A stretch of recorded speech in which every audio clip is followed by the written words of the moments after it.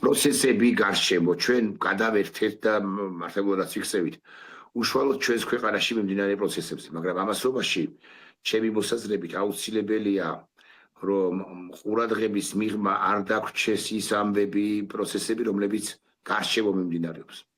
გულისხმობ ცხადია პირველ ყოვლისა ამ რეგიონს, უშუალოდ ამ რეგიონს, კავკასიის რეგიონს, უფრო ფართოდ ახლო აღმოსავლეთს, კერძოდ ირანს, ორმუზის სრუტეს, რაც საკვირველია მუდამ და ბოლო 4 წელიწადნახევარია ძალიან აქტუალურ უკრაინას. და კიდევ ერთხელ ვიტყვი, რომ ის რაც ხდება საქართველოში, ცხადია საინტერესოა, მაგრამ ამავდროულად ჩვენ კარგად უნდა გვესმოდეს, რომ ჩვენი ბედი წყდება თბილისში, პირველ ყოვლისა, მაგრამ წყდება გარშემოც, რაც მოხდება გეოპოლიტიკური თვალსაზრისით.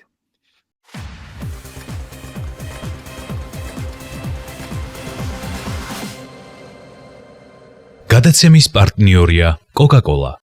ყოფილი პარლამენტარი დიმიტრი ციხილიშვილი შემოგვიერთდა, პოლიტიკოსი, მას ცხადია ჯერ კითხავ ზოგადად, მოგესალმებით ბატონ დიმა. მოგესალმებით, მოწვევისთვის. რა კონცეპტუალური, ასე დავარქვათ თქვენის ნებართვით, ისტორიული შესაძლებლობის ფანჯარას რომ აჩენს ჩვენთვის ისეთი პროცესები მიმდინარეობს გარშემო, კავკასიაში უფრო ფართოდ რეგიონში, უკრაინაში, მსოფლიოში, ევროპაში. და ჩვენს მიღმა რომ მიმდინარეობს ეს ფაქტია და ჩვენ ჩამოვრჩით ეს ფაქტია, მაგრამ აი რა დაგვაბრუნებს მსოფლიოს დღის წესრიგში, ან რატომ უნდა დავბრუნდეთ მსოფლიოს დღის წესრიგში, რა ისტორიულ მომენტუმს გავუშვებთ ღელიდან, თუ ჩვენ გავფედავ და ვიტყვი ასე არაადეკვატური სახელმწიფო ვიქნებით ამ ისტორიულ ჟამს. მადლობა კიდევ ერთხელ მოწვევისთვის.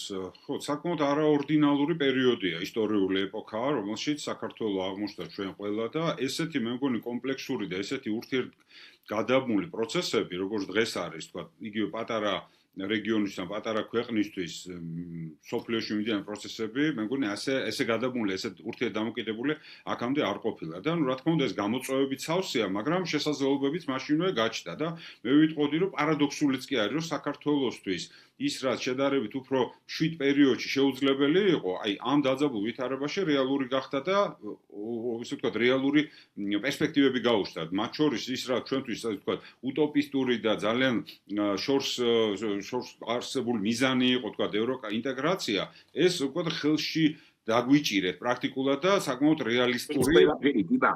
ეს ყველაფერი განაპირობა პირველ ყოვლისა უკრაინაში ომმა, უკრაინის წინააღმდეგ რუსეთის წარღვევებულმა ამბებმა. უკრაინაში შეჭრამ რუსეთის განაპირობა გადააზრება, ესე ვიტყოდით, თორე ევროპაში ზოგადად ყოველთვის იყო საუბარი გაფართოებაზე, საქართველოს იქნება თუ სამხრეთ აღმოსავლეთ ევროპის მიმართულებით გაძლიერებას. ეს იყო დებატებიც ამაზე, მაგრამ გადაწყვეტილება არ ყოფილა, იმიტომ რომ ევროპული საზოგადოება არ იყო ამისთვის მზად. მაგრამ როდესაც დაინახეთ, რომ არსებობს აგრესია, არსებობს უზარმაზარი საფრთხე, ერთ დროს მათთვის უკვე თქვათ შეიძლება პარტნიორად წარმოჩენილი რუსეთის მხრიდან და ეს ფუნდამენტური ცვლილება მოხდა, ხო, 2022-ში. არ მოხდა 2014-ში, არ მოხდა 2008-ში. თუმცა უნდა მოხდარიყო, მაგრამ არ მოხდა. მაგრამ 22-ში იმდენად კაფიო იყოს ყველაფერი, ევროპული საზოგადოების პრინციპში საზოგადოებრივი აზრი და განწყობები შეიცვალა და პოლიტიკური სპექტრის აყვან განწყობებს და გახსნეს კარები იმისთვის, რომ ევროპა თავის გეოგრაფიული ევროპა და ევროკავშირი, ასე ვთქვათ, უფრო ახლოს იყოს ერთმანეთთან და შესაბამისად გაჩნდა შესაძლებლობები საქართველოსთვისაც. კიდევ უფრო მეტი, ამას მოყვება შუადერეფნის პროექტის რეალიზაციის, ასე ვთქვათ, რეალური პროცესები.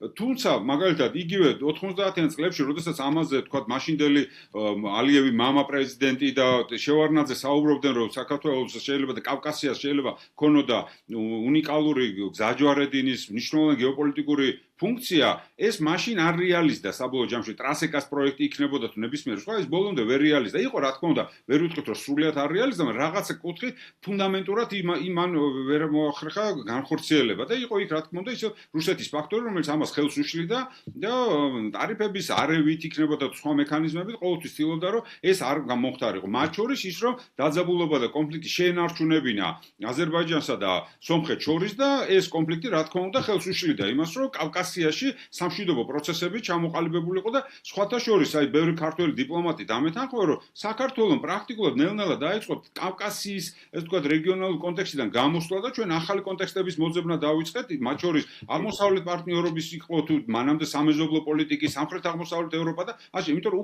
უფრო რეალისტური და უფრო პრაგმატული იყო ის მიმართულება. დღეს აი ამ კატაკლიზმებმა გამოიწვია ის, რომ ჩვენი ჩრდილოეთ და ჩვენი სამხრეთ არის დაძაბულობა, უფრო და უფრო რეალისტური და მნიშვნელოვანი ხდება სამხრეთ შუა დერეფნის რეალიზება და ვინახეთ, რომ ასევე მოხდა ის, რომ საბოლოო 30 წლიანი კონფლიქტის მერე შემდგომ ჩამოყალიბდა და სამშვიდობო პროცესი ძალიან ფუნდამენტურად ხორცს ისხამს სომხეთსა და აზერბაიჯანს შორის, სომხეთსა და თურქეთს შორის ურთიერთობა რეგულირდება, რაც აჩენს უზარმაზარ შესაძლებლობებს და უკვე კონკრეტული პროექტები გვაქვს, რომელშიც რეგიონი მონაწილეობს, რომელიც არ მონაწილეობს საქართველო. ეს უნდა მეკითხა, მონაწილეობს რეგიონის 2/3.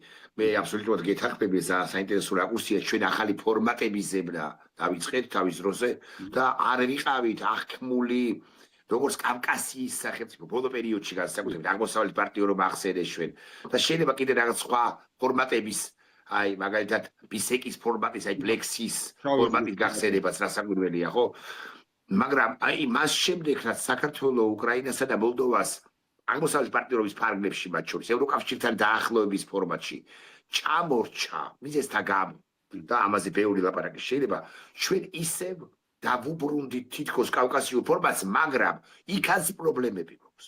პრობლემები გვაქვს, რომ აზერბაიჯანი არ მიდის ევროკავშირისკენ, ყოველ შემთხვევაში მოცემულ ეტაპზე. მაგრამ სომხეთი აგე ივნისის 7-8 რიცხვიდან თუ ფაშინიანმა გაიმარჯვა, საბოლოოდ დაადასტურებს საკუთარ მზაობას, რომ გაწევრიანდეს ევროკავშირში. მაგრამ მეორე თუ მესამე მხრივ სომხეთი ვერ წევრიანდება ევროკავშირში, ვერ მიდის ევროკავშირისკენ სწრაფი ნაბიჯებით ყოველ შემთხვევაში. თუ ლოკომოტივის სახელმწიფო არ ეყოლება საქართველოს სახით. აქ მარტო გეოგრაფიულ სიახლოვეზეც არ ვლაპარაკობ. საქართველოსა და ევროპასა, საქართველოსა და სომხეთს შორის. საქართველო იყო ლიდერი, ვერ გადააფრინდება. ამავდროულად ისევ შუა დერეფნის კონტექსტში. საქართველოს ხელისუფლებაც ამბობს დაკავშირებადობა და ცდილობს დასავლეთს დაუსაბუთოს, რომ მისი გზა, ანუ ჩვენი გზა უალტერნატივოა. არის კი უალტერნატივო? მით უფრო, როდესაც აქ ამ ქვეყანაში ისე ირღმება მაგალითად ადამიანის უფლებები, ან ისე არაადეკვატურია სახელმწიფო ხელისუფლება რიგ შემთხვევებში, თუ ყველა შემთხვევაში არა, რომ შენი დაკავშირებადობა შეიძლება მეხუთე პლანზე გადასცილოს იმ დასავლეთმა. ხო არ ვწდები ლოგიკაში? არა, არ ვწდები და ზუსტად ეს არის რითიც ცდილობს, ასე ვთქვათ, სპეკულირებს ქართული ოცნება, თავის საქართველოს გეოგრაფიული უპირატესობით, რომელიც საქართველოს მართლაც გააჩნია და ამას უპირისპირებს იმ, ასე ვთქვათ, მეორე განზომილებას, როგორც არის დემოკრატიული პროცესები, რომელიც აუცილებელი წინაპირობაა ევროკავშირის მხრიდან იმისთვის, რომ საქართველო ჩაერთოს გარკვეულ რეგიონულ პროექტებში და საქართველოს, როგორც ჩანს, ქართული ოცნების ხელმძღვანელობას აქვს, ასე ვთქვათ, ესეთი დამოკიდებულება, რომ ასე გეოპოლიტიკური ინტერესი და გეოპოლიტიკური ასე ვთქვათ, ენერგეტიკული მზარდი მოთხოვნები ევროკავშირის უპირატესი იქნება და ევროკავშირი საბოლოო ჯამში თვალს დახუჭავს. მე ესეთ რამეს ვიტყოდი, რა თქმა უნდა, საქართველოს გეოგრაფია ძალიან მნიშვნელოვანი აქვს მართლა და სერიოზული და ამის ასე ვთქვათ, ამას ვერ წავუვათ, ხო? ეს ნამდვილად ეს უპირატესობაა ჩვენი, მაგრამ მეორეა, რომ საქართველოს გარეშე შეიძლება ძალიან ბევრი პროექტი განხორციელდეს. უბრალოდ მე ესე შევადარებდი, ჩვენ შეგვიძლია კავკასიის ასე ვთქვათ, შუა დერეფანი იყოს, ვთქვათ, მაგისტრალი, ვთქვათ, ავტობანი, მაგრამ საქართველოს მონაწილეობით ის იქნება რამდენიმე შრიანი ფართო მაგისტრალი, რომელიც კიდევ უფრო დიდ პოტენციალს შეძენს ამ რეგიონულ კონტექსტს, მაგრამ ეს არ არის ასე ვთქვათ, დაუყოვნებლივ გასახორციელებელი პროექტების რიცხვში. ძალიან ბევრი პროექტი არის, რომელიც უკვე არსებული ლოჯისტიკური და ინფრასტრუქტურული პროექტების ფარგლებში ხორციელდება, მათ შორის გასადენები, ნავთობსადენები, რომლითაც ვთქვათ, აზერბაიჯანი უკვე აწუდის ენერგომატარებლებს ევროპას და ზდის ამ ასე ვთქვათ, ენერგომატარებლების მიწოდებას, თუმცა არის ჩანაფიქრი და ისევ აზერბაიჯანს აქვს სურვილი, რომ განახლებადი ენერგია, რომელსაც უკვე დაგეგმილი აქვს, რომ გამოიმუშავოს, ასევე მიაწოდოს ევროპას და ეს პროექტი ითვალისწინებს საქართველოს ჩართულობას, მაგრამ მე არ ვფიქრობ, რომ მაინდა-მაინც საქართველოს თუ შეიძლება ეს გახორციელდეს, შესაძლებელია საქართველოს ესეც დაკარგოს. მთავარი ხა საქართველოს ამ შემთხვევაში რაც დაკარგა არის, რომ ჩვენ რაც გვქონდა და ერთ-ერთი უნიკალური ფუნქცია რაც გვქონდა, რეგიონალური ცენტრი ვიყავი და ამ ცენტრის ფუნქციით ძალიან კარგად პოზიციონირებდით რა.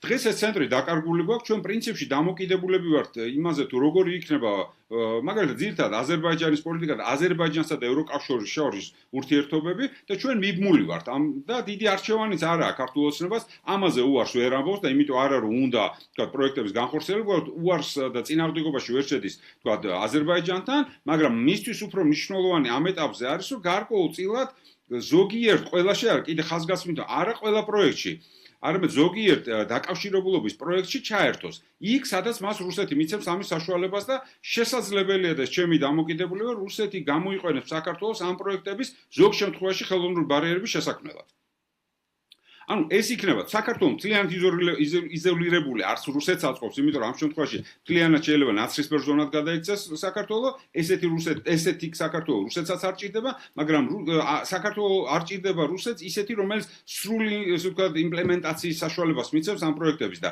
ამიტომაც როგორც უნგრეთი თამაშობდა, იყო ევროკავშირის ცენტრში, იყო ნატოსში, მაგრამ რეალურად ის დესტრუქციული პროცესების მეც არაფერს არ აკეთებდა, შესაძლებელია ზუსტად ეს ფუნქცია მიანიჭოს საქართველოსაც რეგიონულ პროექტებში.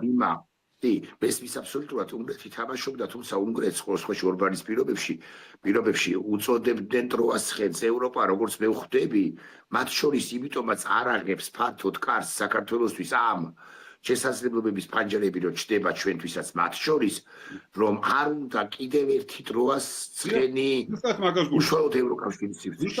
იმიტომ რომ თან ტროას ცხენიც არის და ტროას ცხენი არაადეკვატური სახელმწიფო, რომელიც რიგ შემთხვევებში უნგრეთის ორბანის უნგრეთის არ იყოს, ან ფიცოს სლოვაკეთის არ იყოს, შეიძლება დაბლოკოს საერთო ევროპული გადაწყვეტილებები თან როდის.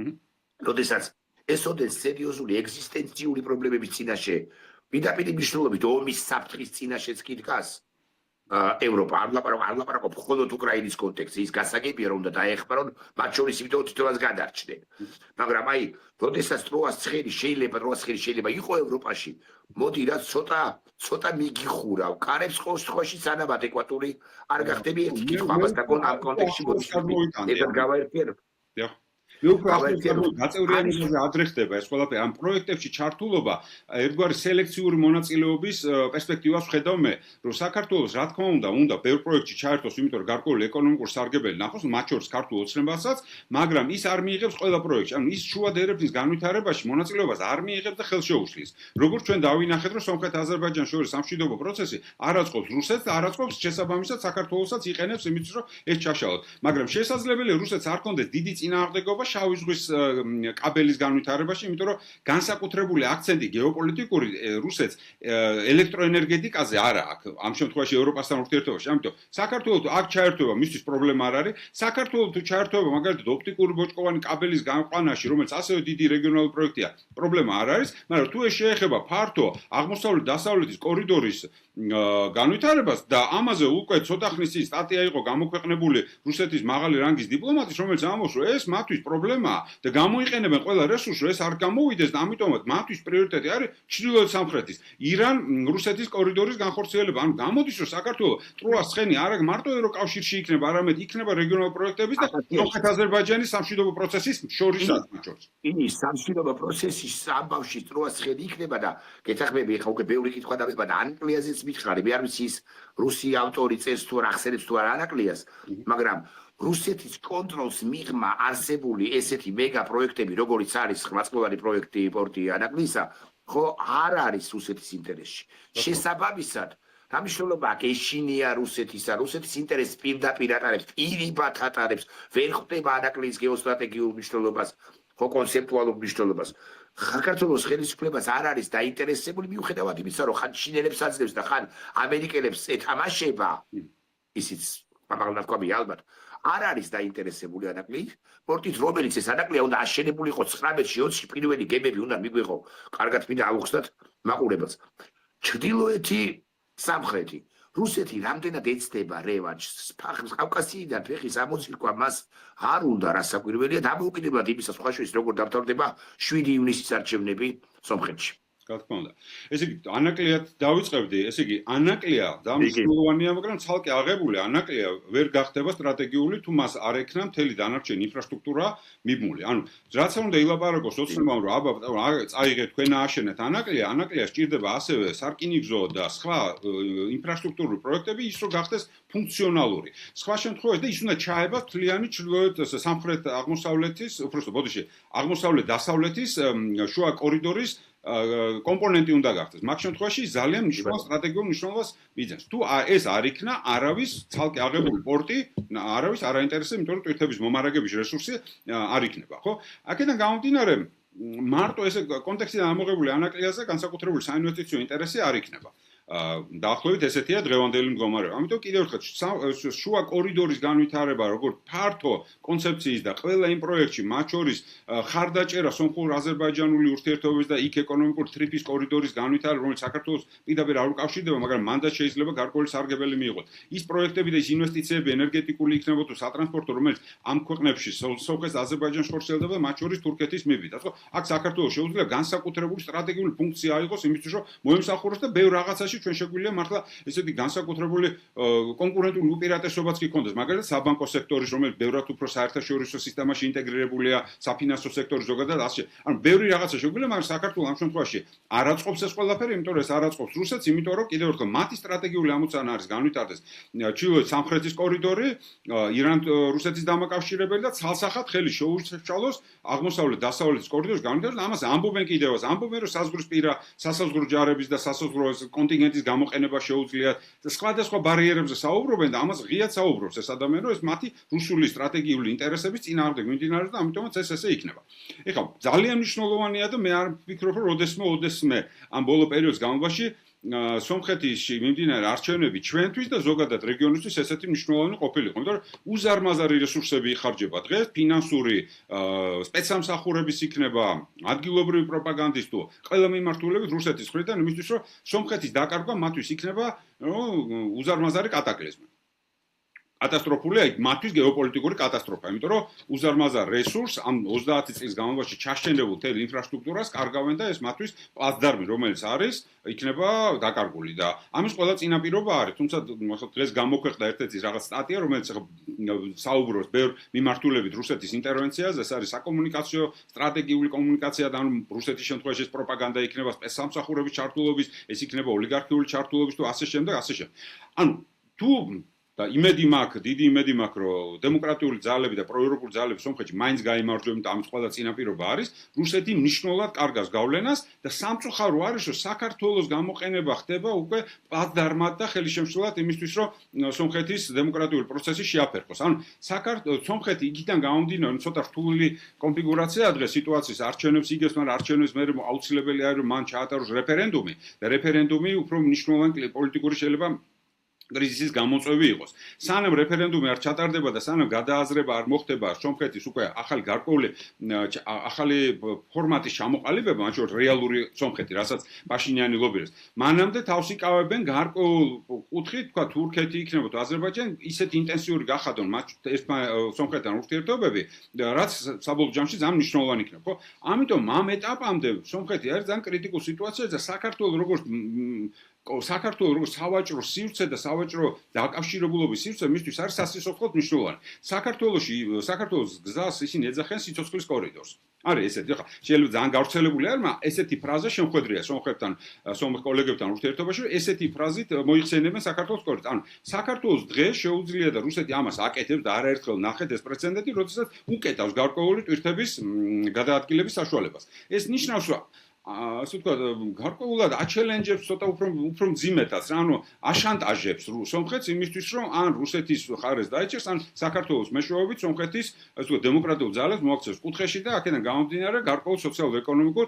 ასე ვთქვათ, ნეგატიურ გავლენას მოახდენს შიდა ეკონომიკაზე, რამაც შეიძლება გამოიწვიოს ამ დემოკრატიული ძალების ავტორიტეტის დაცემა და ასე. ხო, ანუ ეს ყველაფერი ხდება და საქართველოს ამ კუთხით ძალიან ნეგატიურ როლს თამაშობს. ეს დავინახეთ ჩვენ კონკრეტულ მაგალითებზე. ტარიფების შეცვლა ლარსის საბაჟოს დაკეტვა და ასე შემდეგ. რამდენად ეს ყველაფერი სიღრმეში შევა, არ ვიცით, მაგრამ სომხეთისთვის ეს ძალიან კრიტიკულად მნიშვნელოვანია, განსაკუთრებით მანამდე, სანამ თურქეთ-სომხეთის სავაჭრო კავშირები გახსნილი არ არის. ამას დაჭირდება გარკვეული დრო, შეიძლება წლის ბოლოდან უკვე დაიწყოს ამის გახსნა, მაგრამ მანამდე საქართველოს ესე მარტივად ვერ ჩაანაცვლებს ეს გზა და ამიტომ ეს ძალიან სასიცოცხლო მნიშვნელობა. აი ამ ვითარებაში ვართ ჩვენ, იმის მაგივრად ამ გლობალური კატაკლიზმების ფონზე, როცა ჩდება ეკონომიკური შესაძლებლობები და მე ხაზს გაუსვამდი, რომ ეკონომიკური შესაძლებლობები და ამ ხელა ინტერესების თანხვედრა, რომელიც ხდება საქართველოში, მათ შორის გულისხმობ ევროკავშირის ინტერესები, გერმანიის, როგორც ევროკავშირის წევრის, მაგრამ ასევე როგორც ცალკე სახელმწიფოს ინტერესები, საფრანგეთის, ასევე როგორც კავშირის ერთ-ერთი ლიდერის და ასევე როგორც ცალკე სახელმწიფოს, დიდი ბრიტანეთის, ამერიკის შეერთებული შტატების ინტერესების თანხვედრა ხდება და ეს ძალიან უნიკალური შემთხვევაა თანამედროვე მსოფლიოში, ხო? ამ შემთხვევაში საქართველოს შეუძლია არა მარტო ეკონომიკური სარგებელი მიიღოს, არამედ უსაფრთხოების სარგებელიც მიიღოს, იმიტომ რომ ესეთი ეკონომიკური ჩართულობა ამდენი ქვეყნის და ესეთი გავლენიანი ქვეყნების და ამხელა ინვესტიციების პოტენციალი ქმნის უნიკალურ შესაძლებლობას არამილიტარისტული უსაფრთხოების განზომილების შექმნის. ანუ ეს ძალიან ბევრი საერთაშორისო ურთიერთობების თეორიები არსებობს ამ მიმართულებით, ეს არის მოწოდების ჯაჭვების თეორია, არის ურთიერთდამოკიდებულების თეორია და ასე ბევრი თეორია და ბევრი პრაქტიკული მაგალითი, როგორ მუშაობს ესეთი უსაფრთხოების სისტემები, ესეთი კომპლექსური ეკონომიკური ურთიერთდამოკიდებულების პროცესში. და სომხეთი არის ერთ-ერთი ქვეყანა, მოდი თქვენ ეს დებათ ასე ვიტყვი, სადაც თანხმედრა შეერთებული შტატების ინტერესისა და ევროპის ინტერესისა თვალსაჩინოა 2-3 თვეა შუალედი ჯეიდი ვენსის ვიზიტიდან, არის მაკრონის ვიზიტამდე და ერთმანც და მეორემაც, ანუ შეერთებულმა შტატებმაც და ევროკავშირის სივრცემაც დაუდასტურეს პატივისცემა კონკრეტულად პრემიერ ფაშინიანს, მაგრამ ამავდროულად ღია მხარდაჭერა და ამავდროულად პრინციპში ორივე სივრცემ თქვა, რომ ჩვენ სასიცოცხლოდ ვართ დაინტერესებული, რომ სომხეთი იყოს ჩვენს გზაზე, ასე ვიტყვი, დასავლური გზა იგულისხმება, მაგრამ შედგენადია კი, განხორციელება, წარმატებით დასრულებადია კი პროცესები, მათ შორის კავკასიის რეგიონში, კონკრეტულად სომხეთში და აზერბაიჯანშიც, მანამ სანამ არ მოგვარებულა კიდევ უფრო სამხრეთით ირანის პრობლემა, რომელიც მე როგორც ვაფასებ, არა მხოლოდ მე, ცოტა ჩიხშია შესული, ცოტა გაჭედილია, ცხადია პირველ ყოვლისა ორმოზის სრუტეს გულისხმობ და ორმოზის სრუტის გარშემო მიმდინარე პროცესებს. მანამ სანამ სტაბილური და პერსპექტივაზე, განვითარებაზე ორიენტირებული არ იქნება სეკულარული თავისუფლებას მივცემ, ასე ვიტყვი, ირანი, მანამდე ცოტა საშიში ყველანი მათ შორის NVIDIA-ს პირობითად ინვესტიციის განხორციელება ერევანშია ააქვე. და მithumer ეს ტრიპი რამდენად სტაბილური შეიძლება იყოს, რამდენად შედგენადი შეიძლება იყოს როგორც ასეთი. მე ვფიქრობ, რომ გარკვეულწილად ერთი მეორეს არათუ არ გამორიცხავს, გარკვეულად ის, რომ არასტაბილურია ახლო აღმოსავლეთი და ეს დიდი ხანია ესეა, მათ შორის დღევანდელი მდგომარეობაც ამას ასაბუთებს, კიდევ უფრო მნიშვნელოვანი ხდება შუადერეფნის განვითარება. ანუ შუადერეფანი სწორედაც რომ იმიტოა ძალიან მნიშვნელოვანი, რომ სამხრეთი, მის სამხრეთი და მის ჩრდილოეთი მე ბოდიში მე გეოგრაფიული სიახლოვე ვიგულისხმება ის ტრიპისა ირანის ჩრდილოეთ ნაწილთან, დიახ. კი ბატონო, კი, რა თქმა უნდა, ეს ყველაფერი ადგილზეა, ეს საფრთხეები და ის რომ ჩვენ ახლო აღმოსავლეთთან ახლოს ვართ, თავისთავად ეს გამოწვევა და ეს უკვე ბოლო რამდენიმე 10 წლეულია ეს გამოწვევა არსებობს. დღეს კიდევ უფრო დაძაბულია სიტუაცია, მაგრამ ამ კრიზისი არა კონკრეტ გაცდა უკვე რეგიონალურ კონტექსტზე, უფრო ფართო კონტექსტის სახე მიიღო, მაგრამ კიდევ ერთხელ იმის გამოც მათ შორის რომ ეს საფრთხეები არსებობს, მაგრამ განსაკუთრებით მათ შორის მაგის გამოც რომ სამხრეთით და ჩრდილოეთით კავკასიის არსებობს ესეთი დაძაბულობა, კიდევ უფრო გაიზარდა მნიშვნელობა შუადერეფნის, რომელიც ერთის მხრივ ენერგეტიკას და ტრადიციულ გეოპოლიტიკურ პროდუქტს გულისხმობს, ვთქვათ, მათ ტრანსპორტირებას, მაგრამ ასევე არ დაგვაუწყდეს ცენტრალური აზიაში იშვიათი მიწის მინერალების, რომელიც კიდევ უფრო მნიშვნელოვანი დღეს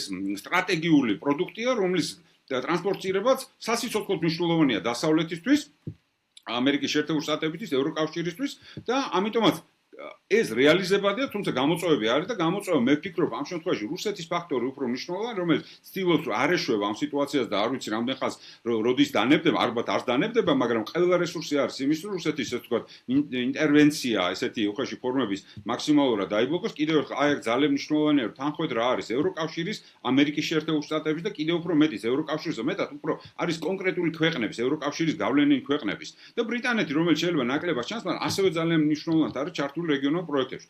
ესეთი თანხმედრა დღეს მე მგონია რომ არც სხვა საკითხში არ არის. და ეს ნიშნავს რომ ამან მაინც უნდა უზრუნველყოს ის რომ ერთი ასე ვთქვათ ახალი ინფრასტრუქტურული სისტემა ჩამოყალიბდეს სომხეთში, ამაზე ყველანაირი ითქვა უკვე გარკვეულწილად პრეზიდენტის ვიცე-პრეზიდენტის ვიზიტის დროსაც და ევროკავშირის სამიტებს და ასე ვთქვათ მაკრონის ვიზიტას, ენერგეტიკის სფეროში მოდერნიზაცია ატომური ენერგიის და აქ ამერიკული ტექნოლოგიების შემოტანა, NVIDIA-ს ასე ვთქვათ მონაცემთა ბაზის შექმნა, რომელიც უზარმაზარ ახალ გეოპოლიტიკურ ფუნქციას ანიჭებს უკვე სომხეთს და თუ თქვა ნავთობის და გაზის კუთხით არის აზერბაიჯანი მისი სტრატეგიული უპირატესობა, სომხეთისთვის იქნება მაღალტექნოლოგიური სისტემები და სივრცეები, რომელიც ასევე ძალიან მნიშვნელოვანია. და ყველაფერი ერთად იმისთვის, რომ ტრანსპორტირება მოხდეს ცენტრალური აზიის იშვიათი მინერალებს. ანუ ამ ყველაფერს აქვს რესურსი, რა თქმა უნდა, ყველაფერი ეს გამოწვევებით არის, მაგრამ იმთხელა ინტერესების თანხმედრა ხდება, რომ მე ძალიან ეჭვი მეპარება იმ ფონზე, რაც რუსეთში მან შეძლო ამის დესტრუქცია. თუმცა ნამყინველი კუდის მოქნება ყოველთვის შეუძლია რუსეთს და ეს ჩვენ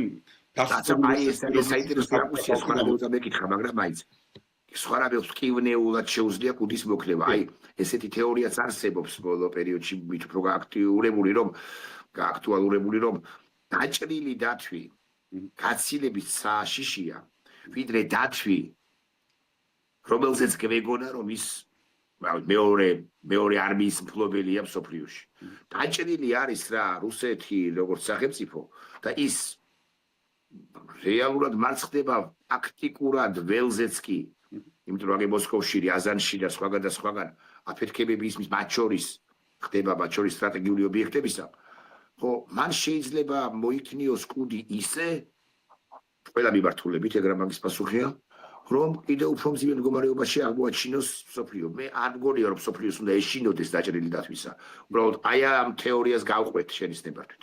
კი ბატონო, პრინციპში ესეთი ამ ეს თეორია პრაქტიკული მიდგომა იყო, როცა საბჭოთა კავშირი იშლებოდა, რომ დაშლას არ გამოიწვია კიდევ უფრო დიდი საფრთხე, იმიტომ რომ თქვა ატომური იარაღის გაფანტვა არ მოხდარიყო და აი ამაზე მაშინ მთელი მსოფლიო მუშაობდა იმისთვის, რომ არ მოხდარიყო ერთის მხრივ საბჭოთა კავშირის მაშინ უკვე 80-იანი წლების ბოლოს და 90-იანის დასაწყისში კიდევ უფრო რადიკალიზაცია, რაც გეკაჩეპეს სახით გამოიხატა, ან დაშლის შემთხვევაში არ მოხდარიყო გაფანტვა და ბევრი ატომური იარაღის მფლობელი ქვეყანა არ შექმნილიყო, რაც რუსეთის შემთხვევაშიც ასევე ძალიან მნიშვნელოვანი საკითხი რჩება. თუმცა მე არ ვფიქრობ, რომ დღეს წესრიგში იდგეს რუსეთის დაშლის მდგომარეობა, ამის წინაპირობები არჩევს, რუსეთის მნიშვნელოვანი დასუსტება მიმდინარეობს და ფაქტია, თვითონ ასე ვთქვათ, იმდენად სხვისი დახმარებით არა საკუთარ თავს გაუკეთა რუსეთმა იმ ერთის მხრივ ამორალური, მაგრამ მეორეს მხრივ არაპრაგმატული ნაბიჯებით, რომელიც უკრაინაში შეჭრით გადადგა, ეს ორივე ერთდროულად ამორალურის და დანაშაულიც და ასევე არაპრაგმატული ცალსახად, იმიტომ რომ ჯერ კიდე მაღალ ასე ვთქვათ მდგომარეობაში მყოფ რუსეთი ბოლომდე მოუსპო მომავალი, მე ესე ვიტყოდი და თავისთვის იყო ანტირუსული ქმედება იყო ესე ცალსახად. რა თქმა უნდა, დასუსტებულ შემთხვევაში მას იმდენი რესურსი ექნება, რომ ბევრი ესე ვთქვათ ფრაგმენტირებულ რუსულ პოლიტიკურ ელიტაში შეიძლება კიდევ გამოჩნდნენ ბევრი სხვადასხვა ჯგუფები ან ინტერესები, რომელსაც შეეცდებიან გარკვეული დისონანსი შეიტანონ სხვადასხვა სივრცეებში, მაგრამ მაინც მიუხედავად იმისა, რომ რუსეთი მაინც საშიში ხდება დაჭრილი დათვის მოგერიება მაინც უფრო ადვილია. იმიტომ რომ თუ ამ შემთხვევაში ჩვენ 90-იან წლებში არ გვეყო გამოცდილება იმისთვის, რომ გარკვეული ჩადებული ნაღმები და პროვოკაციები აგვერიდებინა და ჩვენ შეგვიტყუეს გარკვეულ დაპირისპირებაში სამოქალაქო იქნება თუ ეთნიკურში და ამას მოგვახვიეს თავს, დღეს მე ვფიქრობ, რომ თითოეულ ქვეყანას და მსოფლიოსაც აქვს ბევრად უფრო მეტი გამოცდილება იმისთვის, რომ დაჭრილი დათვის მოქნეული მტკივნეული ხელი ავირიდოთ. ეს თეორიულადაც და პრაქტიკულად განხორციელებადია. თუმცა მთავარი ატომური იარაღი ვის ხელში ჩავარდება ეს რა თქმა უნდა, იმიტომ პუტინის მარცხი არ ნიშნავს, რომ უკეთესი შეიძლება მოვიდეს, შეიძლება კიდევ უარესი მოვიდეს და ეგეთებიც არსებობენ, კიდევ უფრო არაპროგნოზირებადი და კიდევ უფრო აგრესიული, თუმცა მე ვფიქრობ, რომ ამ ეტაპზე ესე არ დგას საკითხი, უფრო მე ვფიქრობ, რომ დგას ასე ვთქვათ მივალთ იქამდე, სადაც უკვე რუსეთი დასუსტებული, რუსეთი იძულებული იქნება რაღაცა პოზა შეინარჩუნოს და გავიდეს ამ თამაშიდან და არ ვიცი მე შიგნით როგორი გადაადგილება მოხდება, რამდენად აიტანს უკვე ის ელიტა პუტინს, რომელმაც აი ეს ელიტა პრაქტიკულად ჯერ აღაზევა და ეხლა დაანარცხა მიწას და ქვეყანა მოუსპო. არ ვიცი რა შიგნით როგორ გადაალაგდება, მაგრამ კიდევ ერთხელ გონია რომ კონტროლი უფრო შესაძლებელია ვიდრე ძლიერის და აგრესიული დათვის, რომელიც აქამდე იყო. და ბოლო კითხვა პრაქტიკულად იმა სანქციები სწავლობასაც მინდა კითხო პრინციპში. რამდენად მოქმედებს მუშაობს სანქციები უშუალოდ რუსეთზე არა საქართველოს ხელისუფლების წარმომადგენლებს საქართველოს წინააღმდეგ დაწესებული იმიტომ რომ ამ ეს ხელისუფლება თითქოს ყინჩად გრძნობს თავს მაინც არა არ მგონია მე მგონია რომ ხო მე ვფიქრობ რომ ყინჩად არ გრძნობენ უბრალოდ ბევრ რამეს არ იმჩნევენ და ესე იხტიბარს არ იტეხავენ ქართულად რო ვთქვათ, ქართულის ტრადიციულად რო ვთქვათ, მათ აქვს სერიოზული ზიანი აქვს მიყენებული, რეპუტაციულად განადგურებულები არიან, მათთან საუბარი არ უნდა არავის. ეხლა ის საუბრები როგორც იტყვიან დაბალ პოლიტიკურ დონეზე რაც ხდება ეს, არსებობს ქვეყანა და ქვეყანა არის დიპლომატიური ურთიერთობები არსებობს, რუკაზე არსებობს ქვეყანა და ბუნებრივი ვიღაცები ესაუბრებიან. არანაირი შინაარსიანი საუბარი მათთან ჯერჯერობით არ მიმდინარეობს, იმიტომ რომ სანქციებმა ერთი კი მივიღეთ, რომ სანქციებმა კიდევ უფრო არადეკვატური გახადა მათი ლექსიკა ურთიერთობები დამოკიდებულება, ანუ ყველა ერთმანეთს დაემსგავსა და თუ სადმე ვინმეს ინტელექტი ქონდა, ისიც აღარ ჩანს. ანუ ხელისუფლებაში აღარ ჩანს, რომ ინტელექტი არსებობს. და ალბათ იყო ოდესღაც, იმიტომ ამ ხალხს ვიცნობდი და ყოველ შემთხვევაში ცოტა მეტი მეგონა რომ წიგნი ქონდა წაკითხული და ესე ჩანდა. დღეს ეს ინტელექტი მოიშალა, იმიტომ რომ არადეკვატურები გახდნენ. ძალიან ბევრი, ანუ სრულიად ამოვარდნილები არიან დიპლომატიური ეთიკიდან, არა თუ მეგობრებთან ურთიერთობებში. არამედ ერთანაც კი ესეთი საუბარი, ესეთი ვულგარული და პრიმიტიული საუბარი არ არის. საკუთარ თავს აყენებ ამით შეურაცხყოფას, რასაც მაგალითად პარლამენტის თავმჯდომარე აკეთებს ხოლმე. ეს არ არის ვინმე შეურაცხყოფა, საკუთარი თავის შეურაცხყოფაა და ესეთი არადეკვატურები არიან. ახლა სადამდე მივლენ, რა თქმა უნდა, შიდა პოლიტიკური პროცესია ცალსახად. თავარი, განსაზღვრელი. შიდა პოლიტიკურმა პროცესმა თუ არ შეარყია მათი ძალაუფლება, გარედან რაც არ უნდა სანქციები იყო და ხვალვე რომ ყველა ის სანქცია, რომელიც ჩვენ წარმოგვიდგენია, ყველა იმ კონკრეტულ პირზე იქნას დადებული, რაც ჩვენ წარმოგვიდგენია, შეიძლება ბევრი არაფერი არ შეიცვალოს, თუ შიდა პოლიტიკური პროცესი არ იქნება მომწიფებული ამ ცვლილებებისთვის და ეს არის მთავარი გამოწვევა დღეს, მე ესე ვიტყოდი. გარკვეულწილად ფრაგმენტაცია ჯერ კიდევ პოლიტიკურ სპექტრში, არ გულისხმობ რომ ყველა ერთი უნდა იყოს, მაგრამ განსხვავებული მოსაზრებები არის, ეს რაღაცა გარკვეული დისონანსი, რომელიც არსებობს ოპოზიციურ სპექტრში, ურთიერთობებში, ესეც სალსახად ამას მათ უწყობთ ხელს, ოცნებას და არა ცვლილებებს სალსახად, ეს ყველაფერი და ზოგადად ცოტათი ფრუსტრაცია საზოგადოების, ცოტა გადაღლა, ეს ყველაფერი რა თქმა უნდა მათი ინსტრუმენტია დღეს. მე ვფიქრობ, რომ ეს დღეს კიდე უკმაყოფილება არსად არ წასულა, მაგრამ გარკვეულწილად ენერგია კიდე თავიდან გროვდება და საბოლოო ჯამში კიდე იფეთქებს, როგორც რა დროს და რა მომენტში არ ვიცით, უბრალოდ ჩვენ პოლიტიკური სპექტრი იქნება სამოქალაქო საზოგადოება, უბრალოდ საზოგადოება ამისთვის უნდა ვიყოთ უფრო მეტად მომზადებული და 2024 და 25 წლის საკუთარ შეცდომებზე უნდა ვისწავლოთ და ნაბიჯები უნდა მოამზადოთ იმისთვის, რომ ნებისმიერი უკმაყოფილება გადავიტანოთ ისეთ პოლიტიკურ კალაპოტში, რომელიც საბოლოო ჯამში ჩამოშლის მათ ქართული ოცნების ხელისუფლებას, რაც ვერ გავაკეთეთ. მე ავიცი ესე ვიტყოდი, რომ 24-ის და 25-ის ამ ნიჯნაზე რაც იყო აქციები, ეგეთი მასშტაბური აქციების გაძლება არც ერთ რეჟიმს არ შეუძლია.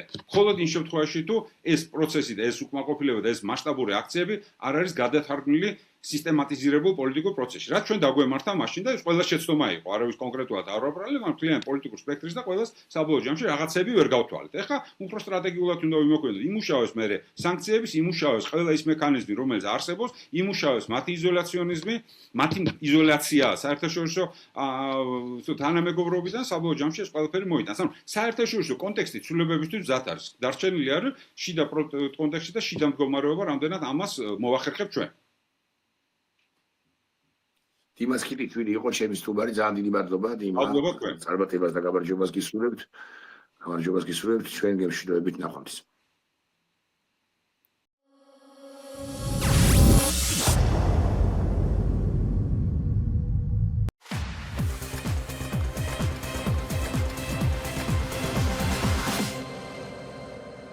გადაცემის პარტნიორია კოკაკოლა.